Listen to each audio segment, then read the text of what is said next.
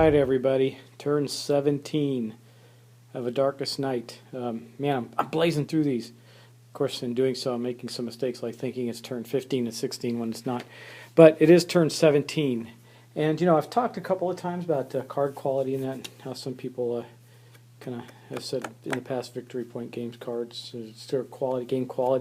Gameplay's great, but quality's always iffy. I don't know if I agree with that. I mean, yeah, it's different. Here's an old one. This is Legions of Darkness, which was part of the State of Siege game. I take this when I travel sometimes. It can fit almost anywhere. It's purely a solo fantasy war game. It's great. Anyway, if you get a chance to play it, it's called Legions of Darkness. It's really good. You know, it was like an old bag game from the early, I don't know when they used to do them. I'm going to date myself here. Probably the late 80s, or actually mid to late 80s, when things like Ogre and, you know, some of the old Steve Jackson games came out that were just in baggies and had tokens and stuff like that. A lot of war games were like that too.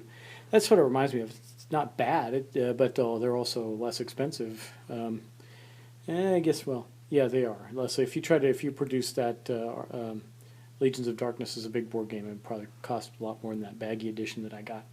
But anyway, that's what we're here for. We're here for turn 17 of Darkest Night. Doing a little bit of recap. We got 4 blights in multiple locations now. Only 2 there, 1 there, 2 there, but 4 there and 4 there. If another one appears at one of those locations, it'll automatically move to the monastery. If we get 4 in the monastery, we lose the game. The darkness track is currently on 15, and 3 of our characters are in the monastery, resting up after 14 grueling turns of trying to overcome the necromancer. The only one that's out and about, which he likes being out and about, is our wayfarer, who is probably going to take on some more blights before things get out of hand down in that area of the world. So, that being said, let us continue on. We're going to start, I believe, with our druid's turn, just like normal. And one thing that is good is the wayfarer does have a key. Look at even the stock of this key. Look how thick that is. Pretty good. So, back to our druid.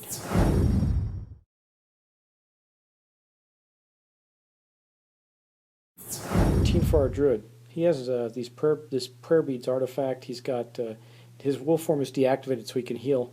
And keep in mind, he can add +3 default to his grace, so he needs to do some serious healing action right now. And to do that, he's going to get 2 dice for every 3 he rolls. He is going to he rolled 1 3 there. As you can see, he's going to get a grace. You also get to unexhaust your powers, but he didn't have any that were exhausted. So now again, you don't draw any events when you're in the monastery. That's at least a little bit helpful for us. But that is going to end his turn. This is going to be probably one of the quickest turns we have, turn 17. And then we're going to go on to the Scholar.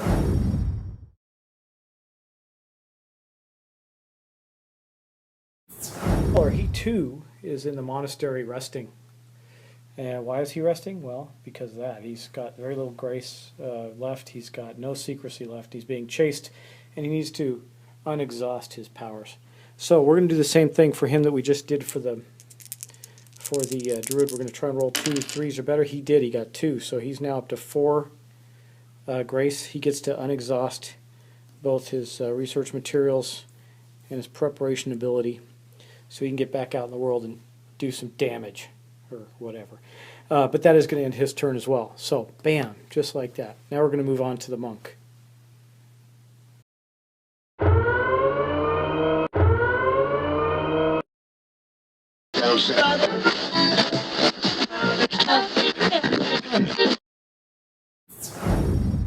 Oh man, hey everybody. Well, I just had a video corruption problem like I've never had before. Thankfully, this will be the last video that I record using this device, which is my iPad, because I have got my new camera and set up for continuing on with this project of mine of bringing you video game sessions. However, I lost part of this turn. I lost turn 18 and 19 and was able to pick it up and recover it again with turn 20. So we will continue on, but if you want to review an update of where we're at, look at the map that I just flashed on the screen, and let's move on from there. Thanks. Hey everybody, Doug Mystic Eye here, just getting ready to do turn 20 of A Darkest Night. I just want to show you that the game comes with two boards. One is that puzzle board that we've been using. Another one is just a fold-out board. I don't know which. Some people like different ones better. I like the puzzle board when it stays together right, and after a number of uses it does. But when I first got it, it was kind of hard to keep together. It'd pop out on one side or another. But be that as it may, we're going to move on because we have our turn 20 of A Darkest Night to go through. Let's get started.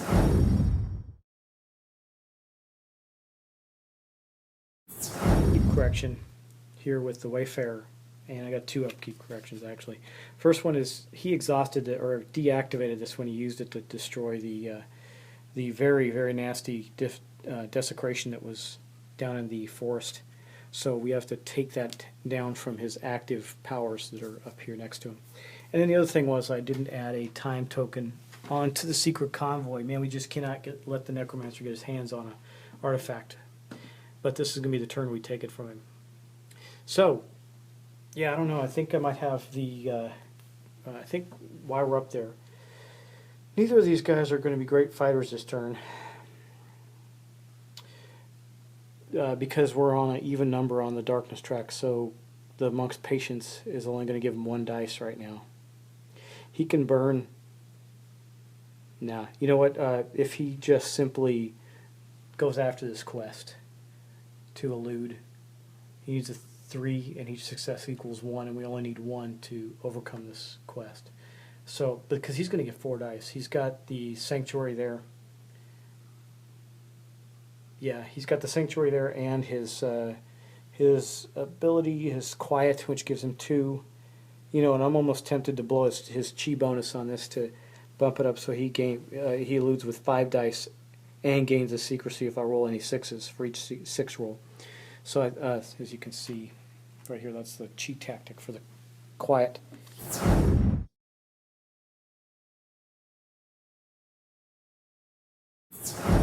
So we're going to exhaust to use the chi effect from one of your powers. Boom. So we're going to do him first. Now, first off, we do have to do an event card. Yeah, event. Not good. Okay, so here's the event card that we drew. Grim Tidings. No, that's the old one. Yeah, Grim Tidings. Draw a quest and roll 1 to determine its location. So we're going to have another quest come up. Okay, here's what we got. Ancient curse. A long-forgotten bit of black magic has somehow been revived. Solve the riddle of its reappearance before it finishes its grim work. So, action, we're going to roll 2 dice, and we're going to get 1 for each 4+. When we complete it, we get a key. Man, I know, I got to get our friend the Wayfarer up there for that. If it expires, we all lose a grace. Now we got to find out where that's going to be. It's going to be... Okay, well, interestingly enough, I rolled a 3, and if you go from the center of town, so that's going to put that quest down there. I mean, instead of taking out one of these blights, he might just do that. That'd be interesting. He'll have his 3rd key, and then he can get he can get a relic. 1 away from winning. How would you figure that would happen? Okay, so that's where we're at right now, and that was the event for the monk, who actually is now going to elude or evade to try and get an artifact while he's up there. Even though there's 4 blights there, he's got to do this. So he needs to roll a 5. Each success gives him 1 on the track. He actually rolled 3 successes. So yeah, boom, boom, boom. Now what did that do for him for each? Nothing. Oh, his cheat tactic. Yeah, for each 6 he rolled 1 6, so he's going to gain a secrecy in doing this. That's going to put his secrecy up to 5. That's not bad for him. And he did succeed in this, taking out the convoy. Pow. That's pretty awesome. Okay, so he's going to get to draw an artifact card. Let's see what he gets. The Black Pearl. You may perform 1 additional action during the action step of your turn. If you do, you lose a turn. So basically I can take 2 actions and then lose the next turn. Still, not bad. I'll take it. It's cool. Okay. that's going to officially end our monk's turn.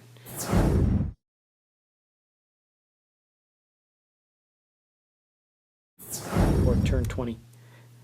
Next, we're going to go to the druid, I believe, because he's got to deal with the unholy aura and the curse that have fallen upon the monastery. We can't be having that. So right now he does have his animal companion giving him 2 dice to fight with. The unholy curse drops it by 1. What can he do here? Not much he can do otherwise. If he activates his form and the necromancer doesn't leave there, which he probably won't because he's going to probably hang out with a scholar some more, it'll put 3 blights in the monastery. Yeah. Okay. Yep, he's going to have to give it a go, so hopefully he gets lucky. He did. He rolled a 6 and took out the unholy aura. Next turn he'll get 2 dice to take out the curse. Of course, very good likelihood that something else is going to pop up. That puts his secrecy down to 0, but he's in the monastery, so it doesn't matter. Ow, he's fighting off the evil that is attacking the monastery. Okay, that is going to end his turn. Remember, you don't draw an event card when you're in the monastery. So, now, oh yeah, we already did our scholar. He took out, wait, it was our monk. We didn't do the scholar yet. It's our monk that did that. Our scholar, yeah, he can take out, if he takes out one of these, he's going to take out one of the blights.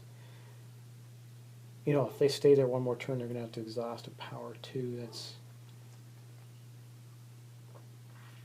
the end of his turn. Yeah. Okay. Well, obviously he's got to take out the shroud. He can't take out the one he would like to take, and so they're both going to have to exhaust a power. So let's. He's only got 1 die, but he does get a bonus of +1 to do that. He's going to attempt to take out the shroud.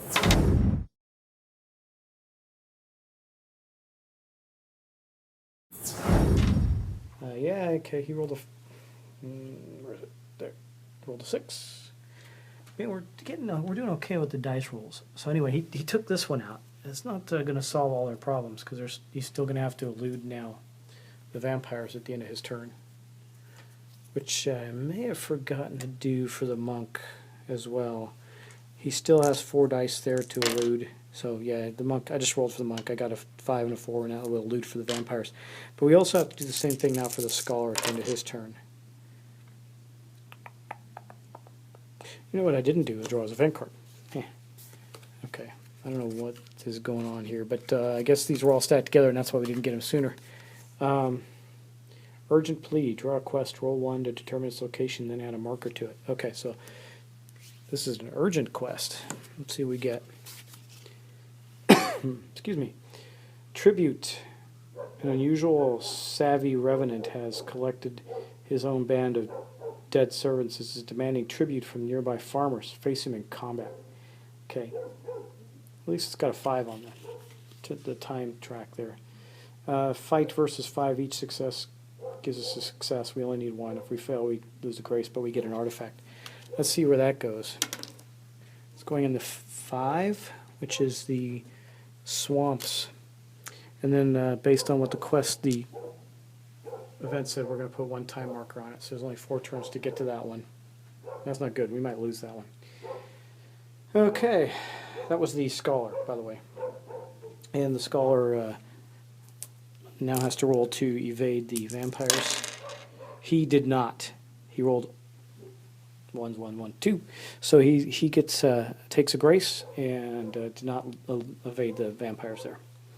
That's going to end his turn. Now we're down to our wayfarer here.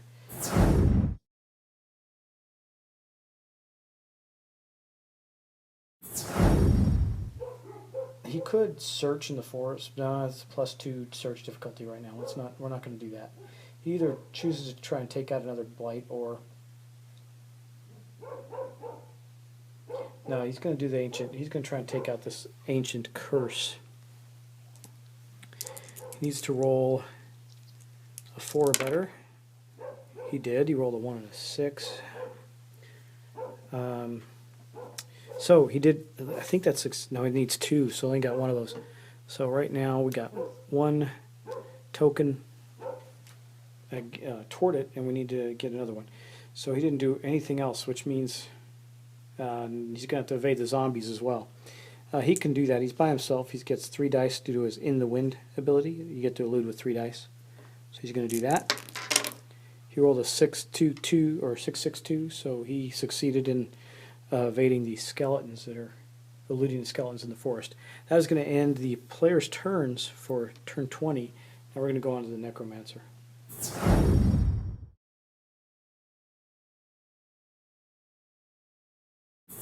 This track up to 21. It's not so good for us. Let's see what he rolls now. Before we get a roll for the Necromancer here. Hey, we rolled a 1. So he actually didn't see the Scholar. That is amazing. And he's running over to here.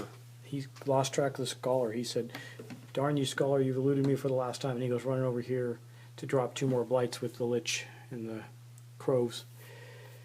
That's kind of helpful for us. That wasn't so bad. So over there in the castle, we're going to drop down as zombies.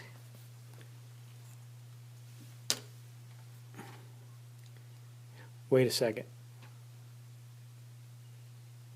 Yeah, I gotta look at that. He's got those gates. I may need to rethink this for a second. Let me get out the rules here. I want to look at the gate